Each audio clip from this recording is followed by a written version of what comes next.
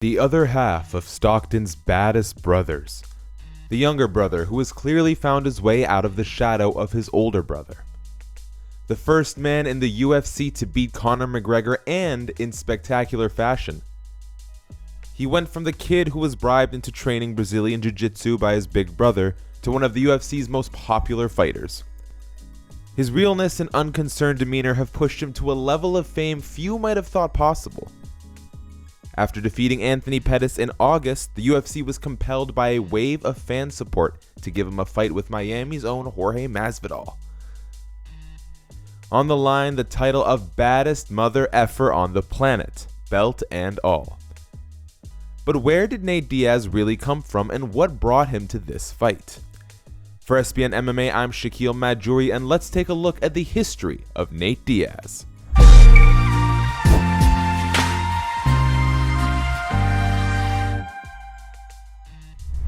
Diaz was born and raised in the 209, Stockton, California, with his big brother Nick. Stockton wasn't an easy place to grow up. It's been ranked one of the most dangerous cities in America, with a crime rate more than twice the national average.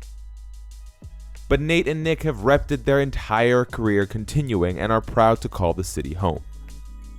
They've opened their own gym locally, and Nick Diaz even promoted his own MMA event at the Stockton Arena. The two brothers were raised, for the most part, by their mother, who would drive them an hour each way to Cesar Gracie's gym to train. It used to be I used to do the same thing when I lived at home with my parents. I just make a mess and I'd just do whatever I wanted. And just to make it to training, I had my mom drive me to practice everywhere.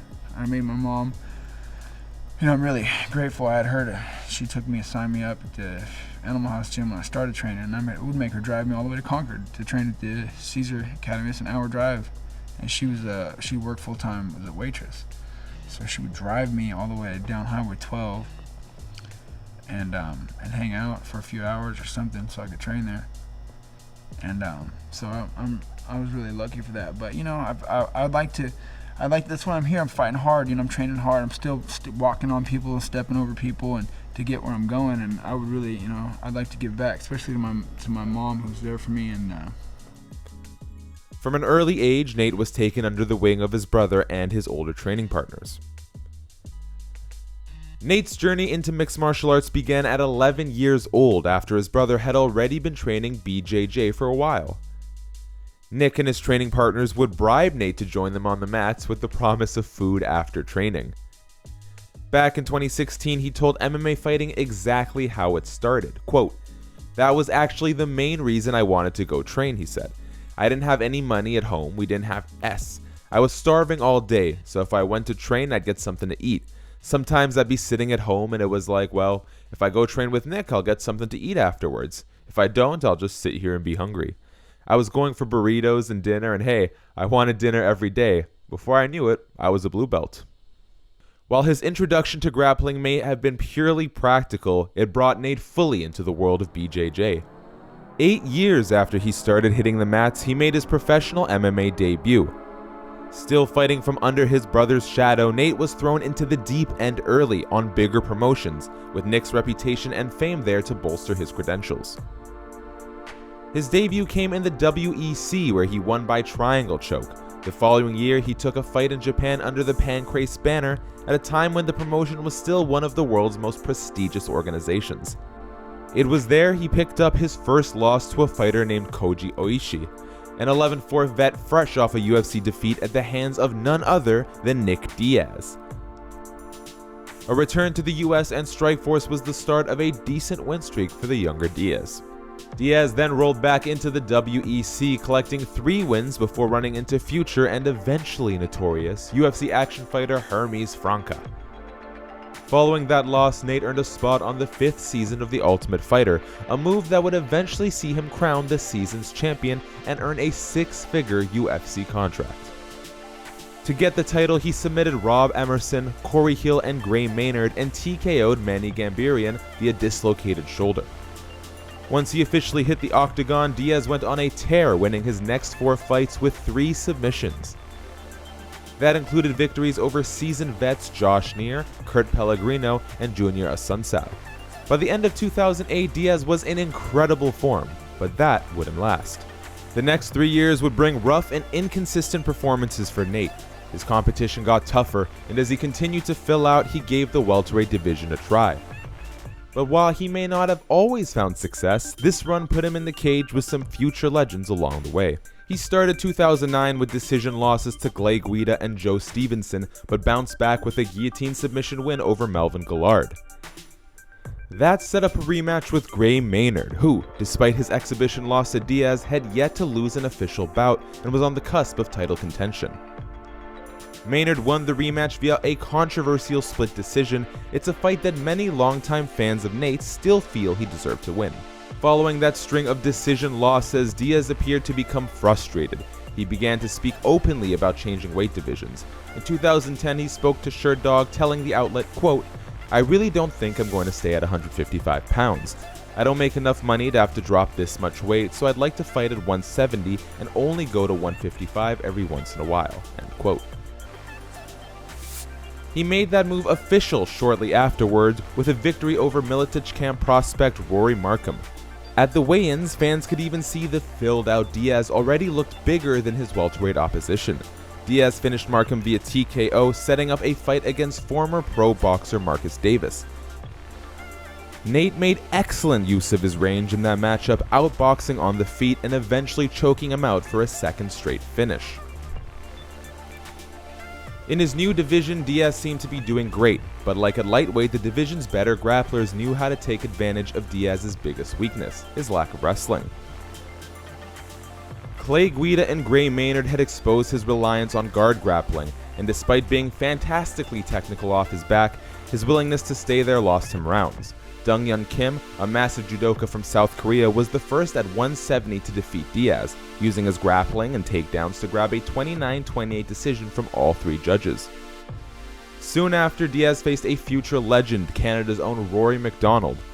It was a younger, more raw Rory than the man who would go on to beat Tyron Woodley and have an epic battle with Robbie Lawler.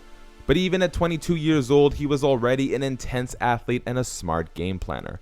Under the guidance of Faraz Zahabi at TriStar, Rory wrestled through and suplexed Diaz all over the cage, dominating him on the way to two 30-26 scorecards. That loss obviously frustrated the Stockton native, and in response he decided to move back down to lightweight, where the kind of size and physicality on display from MacDonald and Kim would be more rare. First up on the chopping block at 155 was a Pride legend from Japan, Takanori Gomi. Coincidentally, Gomi had already had his own epic battle with Nick Diaz, who beat him via one of MMA's only Gogoplata submissions 4 years earlier. Nate could only muster a humble armbar for the Japanese star, but it was enough to get the win.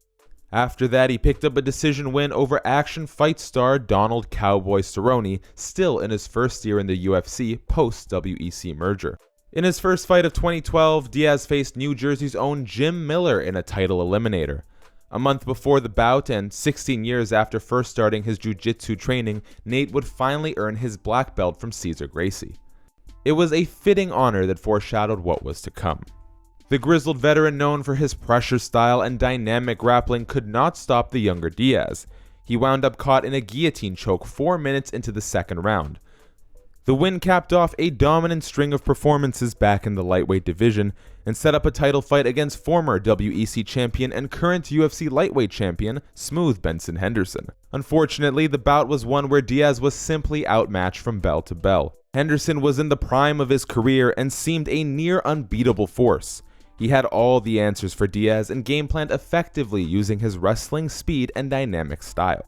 That loss didn't push Diaz out of the division, or even out of the ranks of top contenders, however. Just 4 months later, he dived back into the mix with a bout against former Strikeforce champion Josh Thompson. The end result couldn't have been worse.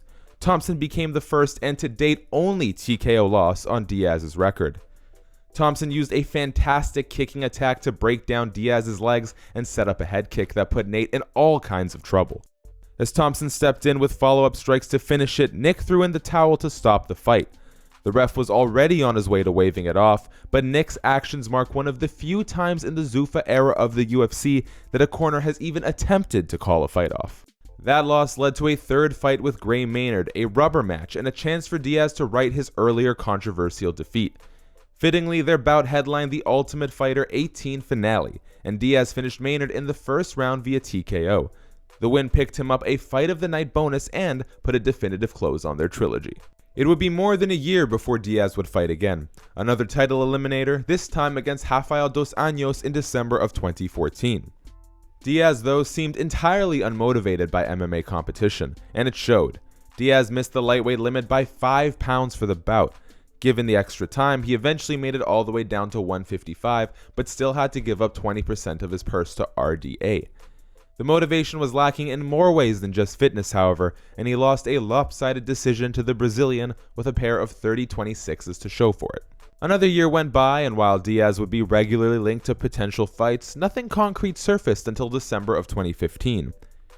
At UFC on Fox, RDA vs. Cerrone 2, Diaz faced lightweight standout Michael Johnson, a fellow veteran of The Ultimate Fighter, and fresh off an incredibly controversial loss to Beneil Dariush.